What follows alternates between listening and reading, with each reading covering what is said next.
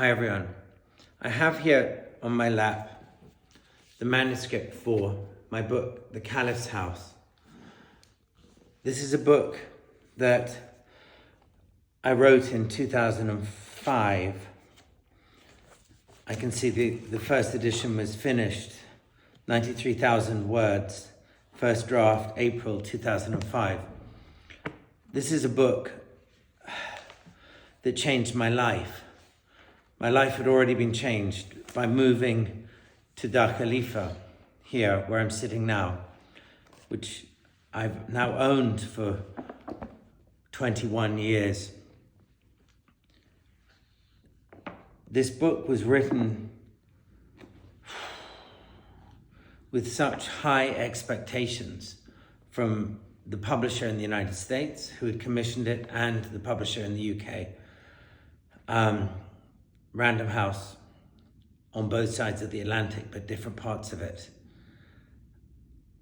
It was a huge challenge because they had paid me some money, and more importantly, they had asked me to write about a country that I thought I knew, but really once I was installed here, I realized, God help us, I have to pull a rabbit out of a hat because I don't know Morocco like I thought I did. I had traveled here a few times quite a few times, and thought I knew it, but I had been a tourist. I don't know, it's a book that I'm kind of awkward looking back at because I was really only scratching the surface. But what I was trying to do with this book was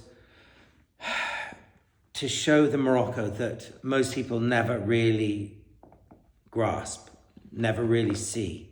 The Morocco kind of hidden to foreigners, not because it isn't there, not because people don't want you to see it. It's because people don't know how to look for it.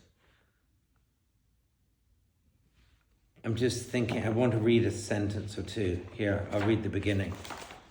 Oh, and I've got the emails in here.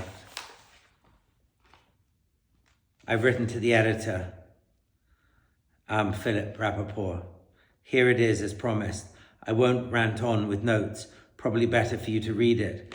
I have tried to keep the narrative as fluid as possible, and for this reason have not weighed it down with much history. I hope it's a fast, solid, enjoyable read. Yeah, and then I just talk about other tiny details of the project.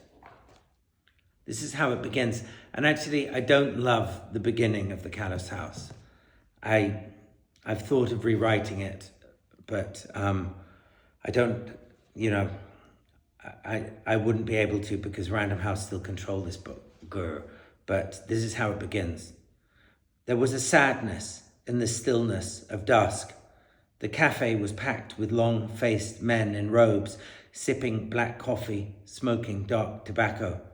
A waiter weaved between the tables, tray balanced on upturned fingertips, glass balanced on tray. In the moment that day became night, the sitters drew deep on their cigarettes, coughed, and stared out at the street.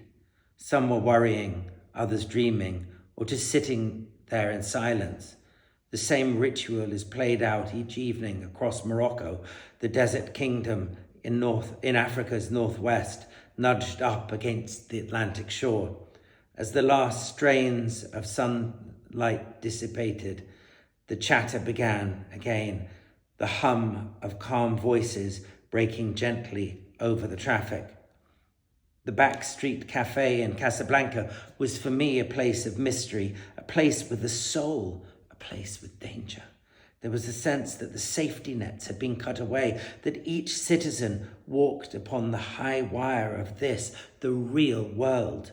I longed not merely to travel through it, but to live in such a place, in such a city. I was sick of the blandness of English life, of the grey skies and the tasteless food, the terrible service, the political correctness, and the exorbitant cost of it all. Yeah, looking back at The Caliph's House, at this book, I get a lot of messages even now from people who read it. It's in, 30 plus languages. And it seemed to have been needed. It was a book that was needed at the time because there weren't books like this 20 years ago about Morocco. Now there's zillions of them. But at the time, nobody was really scratching under the surface or trying to drill down to the bedrock of it all. So that's the manuscript of the Caliph's house.